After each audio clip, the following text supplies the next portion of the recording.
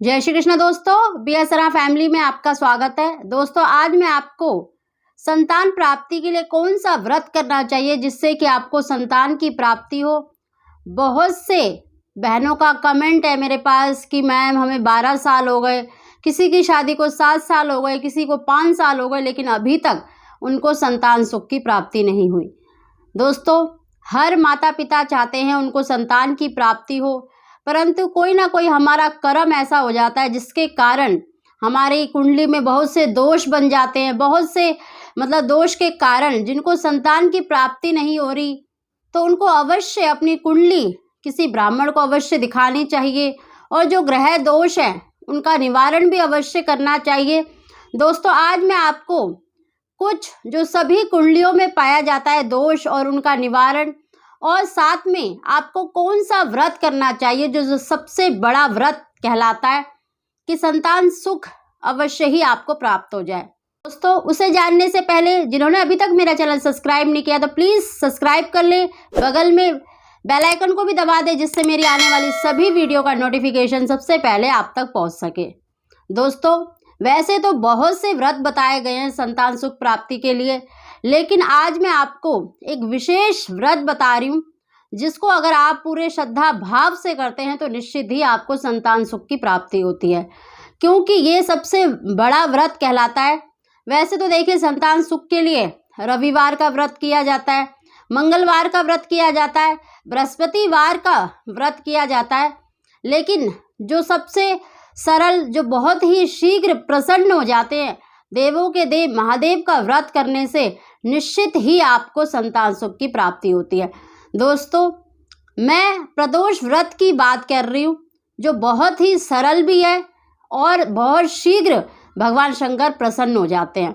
दोस्तों, जो भी दंपति चाहते हैं कि हमें संतान सुख की प्राप्ति हो जाए तो उन्हें प्रदोष व्रत अवश्य ही करना चाहिए। प्रदोष व्रत नहीं कर सकते तो आज मैं आपको उपाय भी बता रही हूँ। आपको हर प्रदोष व्रत के दिन ये उपाय अवश्य ही करने चाहिए। इस प्रकार से आपको भगवान शंकर की पूजा अवश्य करनी चाहिए। दोस्तों, प्रदोष व्रत यानी प्रदोष काल सायकाल को कहा जाता है, जब सूर्यास्त अस्त होने वाला होता है और रात्रि होने वाली होती है, यानी संध्या के समय, उस समय को प्रदोष काल कहा जाता है। उस समय पर भगवान शंकर कैलाश पर्वत पर नृत्य करते हैं। सभी देवतागण उनकी प्रशंसा करते हैं, उनके गुणगान करते हैं, और उस समय पर भगवान जो शंकर होते हैं बहुत ही प्रसन्न मुद्रा में होते हैं। अगर उस समय पर आप उनका विधि विधान से पूजन करते हैं, व्रत करते हैं, तो वो बहुत ही शीघ्र प्रसन्न हो जाते हैं। दोस्तों, जो शिव कृपा से कोई भी कार्य असंभव नहीं है, चाहे आपकी कुंडली में कैसे भी दोष हो, कैसे भी ग्रह हो, सभी को दूर करने वाले हैं।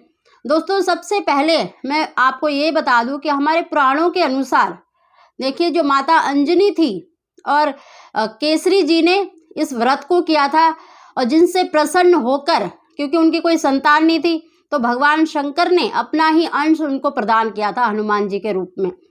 तो इतना प्रभाव है इस व्रत का। अगर आप श्रद्धा भाव से देखिए, जहाँ विश्वास होता है वहीं भगवान बसते हैं। अगर आपको विश्वास ही ना हो तो फिर कोई फायदा नहीं होता। आप कितना भी उपाय कर लीजिए, कितने भी पाठ पूजा कर लीजिए।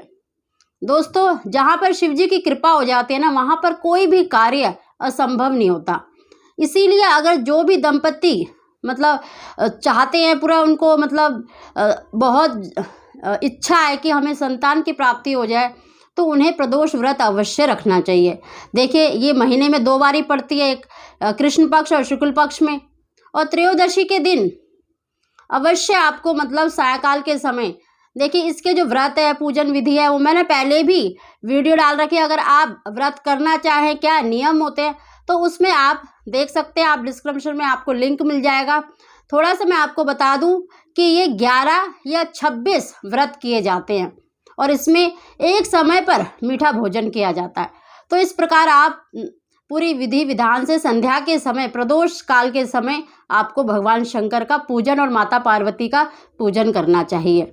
और पूरी विधि विधान से अगर आप उद्यापन करते हैं ना, तो आपको 100% संतान सुख की प्राप्ति होगी। दोस्तों, अगर आप देखिए व्रत नहीं कर सकते, अगर तब भी अगर आप पूरे श्रद्धा भाव से, पूरे विश्वास से प्रदोष व्रत के दिन अगर आप इन उपायों से, इस विधि से भगवान शंकर को मतलब उनकी पूजा करते हैं, माता पार्वती की पूजा करते हैं ना, तो भी आपको वो बहुत चांस आपके बढ़ जाते हैं कि आपको संतान सुख की प्राप्ति हो जाए। दोस्तों, जब भी हम कोई इच्छा रख करते हैं या हम कुछ पाना चाहते हैं तो उसके लिए हमेशा कुछ ना कुछ जो एक्स्ट्रा जो मेहनत है वो अवश्य करनी पड़ती है। तो आप इस दिन प्रदोष व्रत के दिन, देखो त्रयोदशी को प्रदोष व्रत होता है, उस दिन आप संध्या के समय मतलब सुबह तो स्नान करते हैं, तो अगर आपने व्रत करना है तो आपको संध्या के समय भी मतलब स्नान करना। दोस्तों, जो लोग व्रत नहीं कर सकते, अगर प्रदोष व्रत के दिन यानी त्रयोदशी के दिन संध्या के समय स्नान करके स्वच्छ वस्त्र धारण करके अगर भगवान शंकर की मतलब पूरी विधि विधान से पूजन करते हैं और उन पर उनकी प्रिय वस्तु अर्पित करते हैं तो निश्चित ही उनको संतान सुख की प्राप्ति होगी। दोस्तों, अगर पुरुष कर रहा है तो उसको सफ़ेद कपड़े पहनने चाहिए, अगर स्त्री कर रही है तो वो किसी भी रंग के कपड़े पहन सकती है। अगर आप संध्या के समय स्नान कर सकते हैं तो बहुत ही अच्छा है, नहीं तो आप संध्या के समय वस्त्र मतलब कपड़े बदल लें, चेंज कर लें। उसके बाद किसी भी शिव मंदिर में जाए और वहाँ पर पंचामृत से सबसे पहले तो गणेश जी पर और सभी शिव परिवार पर जल अर्पित करें, पंचामृत मतलब अर्पित करें। उसके बाद शुद्ध जल अर्पित करें, उनको तिलक चंदन धूप दीप से उनकी पूजा करें। और जो भगवान शंकर को देखें सबसे प्रिय है, जैसे शमी के पत्ते हो गए, बेल पत्र हो गए, गुड़हल के फूल हो गए, कनेर के, मतलब जो भगवान शिव को मतलब प्रिय वस्तु है, अगर उनकी संख्या, अगर आप किसी भी फूल को अर्पित कर रहे हैं, चाहे धतूरे के, चाहे बेलपत्र, चाहे शमी के पत्ते, अगर आप उनकी संख्या 13 रखते हैं ना, क्योंकि त्रयोदशी का व्रत होता है, 13 संख्या में अगर उनको अर्पित करते हैं, साथ में एक सुपारी और मतलब धूप दीप तो आप करना ही है, लेकिन आप उन पर ओम नमः शिवाय कहते हुए 13 पत्ते, चाहे बेलपत्र के अर्पित करें, चाहे आप कनेर के फूल अर्पित करें, चाहे शमी के पत्ते, जो भी भगवान को प्रिय वस्तु है, चाहे आप धतूरे के ले लें, मतलब जो चीज़ आपके पास हो जाए त्रयोदशी के दिन, तो 13 की संख्या में उनको अर्पित करें ओम नमः शिवाय कहते हुए, और साथ में एक सुपारी उनको अवश्य ही अर्पित करें। देखना, अगर इस विधि से अगर आप पाठ पूजा करते हैं, और दोस्तों हो सके तो उस दिन शिव पुराण का या शिव जी के मंत्रों का उच्चारण अवश्य ही करें। 1 माला, 2 माला, 11 माला या 13 माला का ऐसे उनके मंत्रों का उच्चारण करते हैं और शिव पुराण का श्रवण करते हैं या पढ़ लेते हैं तो निश्चित ही आपको संतान सुख की प्राप्ति होगी। दोस्तों, अगर आप व्रत कर लें तो सबसे ही अच्छा है, सबसे उत्तम है मैं कहूँ, क्योंकि और अगर आप व्रत जैसे नहीं कर सकते तो जो मैंने ये उपाय बताया है कि 13 पुष्प या 13 पत्ते किसी के भी जो भी आप अवेलेबल हो जाए आपको मतलब प्रदोष व्रत के दिन, तो उनको अवश्य ही अर्पित करें। शिव जी का पूजन मतलब करना बहुत आवश्यक है, और इस विधि से अगर आप करते हैं तो निश्चित ही आपको संतान सुख की प्राप्ति होगी।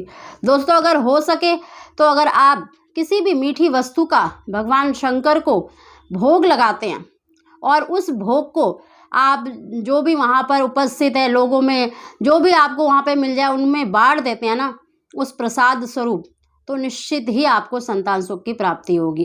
दोस्तों, ये बहुत ही सरल है, क्योंकि भगवान शंकर को प्रसन्न करना बहुत ही सरल है, क्योंकि मैंने खुद भी किया हुआ है, खुद भी मैंने 16 सोमवार बहुत बारी रखे हैं। और मतलब अपनी मनोकामना के लिए आप कोई भी व्रत करें, लेकिन पूरे श्रद्धा विश्वास से अगर आप करते हैं तो आपको निश्चित ही उसमें लाभ मिलता है।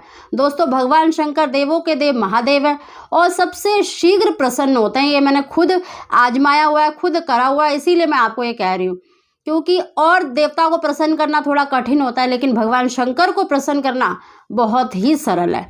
और प्रदोष व्रत बहुत ही उत्तम व्रत माना जाता है कलयुग में। अगर आप संतान की इच्छा रखते हैं या किसी भी मनोकामना के लिए, लेकिन जो संतान की इच्छा रखते हैं वो प्रदोष व्रत अवश्य करें। और प्रदोष व्रत नहीं रख सकते तो ये जो मैंने पूजन विधि बताई है उस दिन अवश्य करें, और 13 की संख्या में कोई भी फूल कोई भी पत्ते उनको अवश्य अर्पित करें, और साथ में एक सुपारी अवश्य अर्पित करें। इससे आपको निश्चित ही संतान सुख की प्राप्ति होगी। दोस्तों, अगर आपको वीडियो पसंद आई हो तो प्लीज़ इसको लाइक और शेयर अवश्य करें। आप सभी को जय श्री कृष्णा।